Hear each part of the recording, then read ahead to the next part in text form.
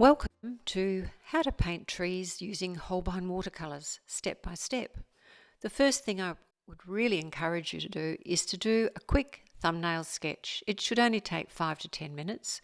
It doesn't have to be a master drawing, but it's to enable you to clearly see and plan beforehand where your basic shapes are, where are your lights, where are the darks. And once you've done this, it will save you time, energy, paint, paper, and possibly frustration at getting things right from the start. So just quickly shade in where the darks are, leave the lights, so that by the time you come to put the drawing onto your watercolour paper, you will be able to do a very quick sketch on your watercolour paper, knowing exactly what you need to do because you've already planned it with your thumbnail sketch. And there we have the finished, well, almost finished thumbnail sketch, just roughly marking in my lights and darks.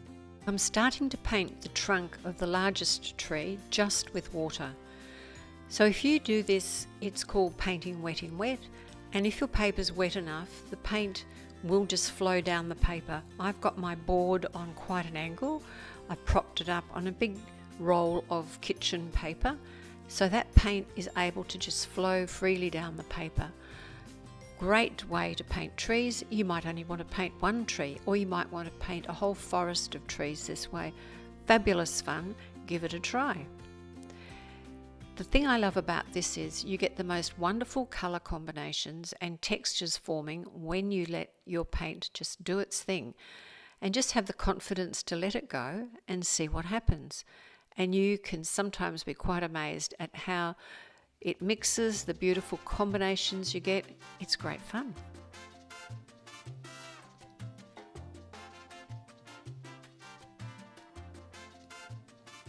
I'm using here Ultramarine and Burnt Sienna. That's always my go-to darks with Holbein. It makes a beautiful dark. If I want it cooler, I just put more Ultramarine in. And if I want it warmer, I just put some Burnt Sienna in. On the right hand side of the tree, because there's a lot of light, I'm actually putting just some yellow ochre.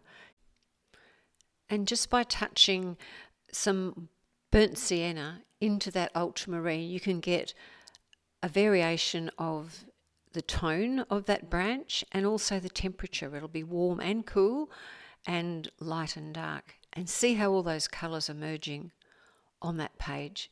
And they're also granulating, because burnt sienna and ultramarine are organic paints, like natural pigment. If you want to make it lighter, just simply drop in some more water.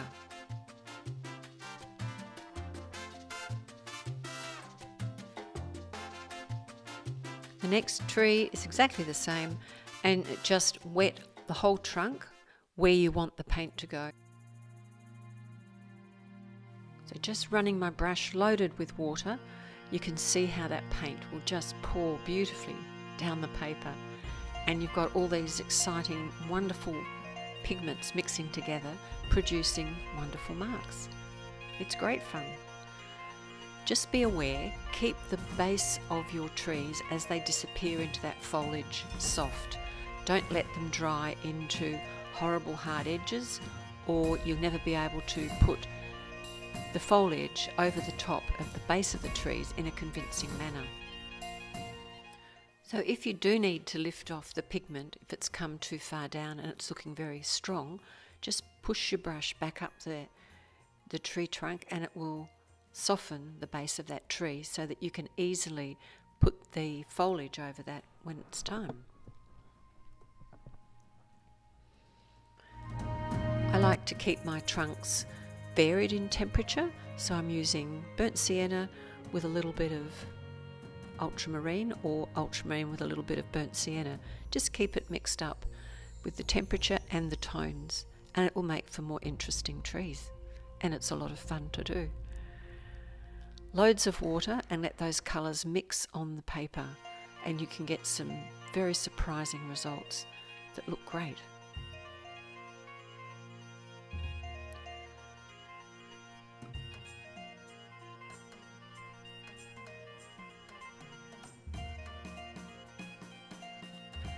Now I'm going to use some quite bright green for me. I don't usually use a green as bright as this, but I'm using a little bit of aureolin and some ultramarine because they're the colours of the leaves that are up and the light is coming through there, so it's making it a quite bright green but very soft.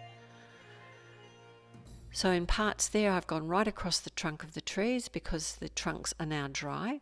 So this is being painted wet in wet as well. So I'm just dropping in some dark colour, just touching my brush to the paper is dropping in this darker colour so that you've got a variation of tone and colour in the canopy of the trees.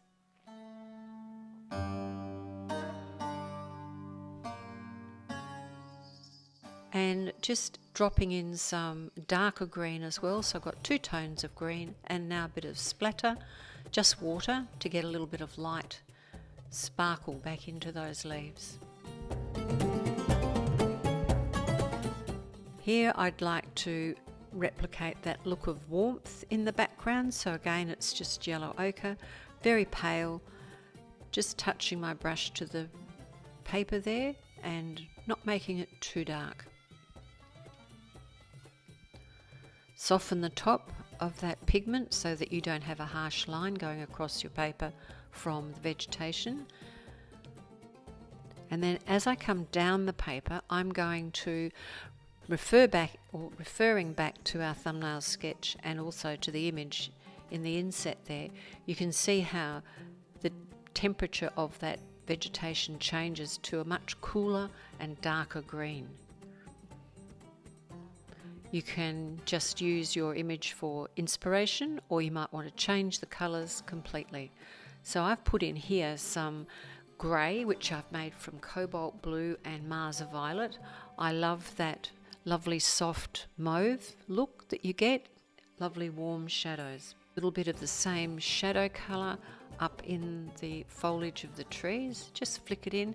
You need quite a lot of pigment on your brush, and the brush has to be quite wet, otherwise it won't flick off the brush. And it's always good to repeat your colours, so the colours that you've got in the tree, repeat them again in the vegetation, in the foreground, in the foliage. So I've taken that foliage right across the sheet of paper, and now I'm putting in some warm areas. The same burnt sienna that I have used in the trunks. Always have your foreground warmer than the far distant background, because it'll make the vegetation come towards you and enhance that three-dimensional look to your painting. Now I'm just splattering some water over that vegetation just to get a little bit of texture appearing on the paper, and you can see how that has broken up the pigment that's on the paper. Now I'm using my rigger brush to lightly draw in just sort of really abstract little twigs, branches, all those little markings that you can see in the background of our photograph image for our inspiration. Make sure that the branches or twigs that you draw in aren't the same intensity everywhere, that they're not the same colour everywhere, and you've got light and dark within that actual twig. It will make your work look a lot more realistic and far more interesting.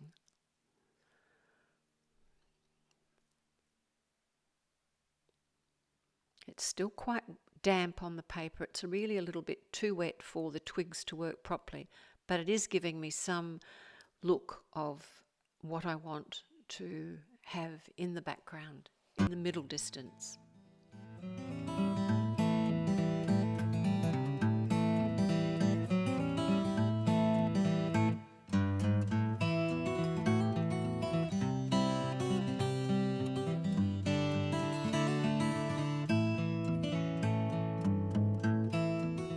So here we go, splattering some more dark, it's a really dark green, over the top of what we've already splattered, so it's still very wet in places. Other places have dried slightly, which gives you a lovely look of combination of some marks are quite distinct and some are very blurred.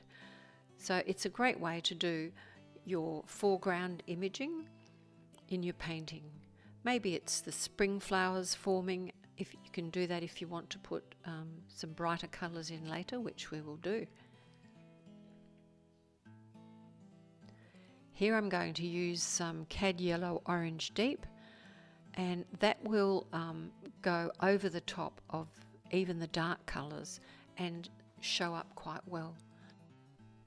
Here I'm just putting a little bit of dark down the sides of the painting, because that will push the eye into the centre of the painting and towards the focal point, which is our lovely big strong tree. So if I had left that the same strength of light, I guess about a number 2 down the edges of the paper, it wouldn't look as effective as it does if you just tend to darken it a bit. It's a bit like putting another frame around your painting. Here I've mixed some Prussian blue with my titanium white, and I'm just sprinkling that over the rest of the colours that I've got, just for the look of some wildflowers blooming in spring. And I think that's finished. I think I'm done. So I hope you had fun painting along with me, and here is the finished work.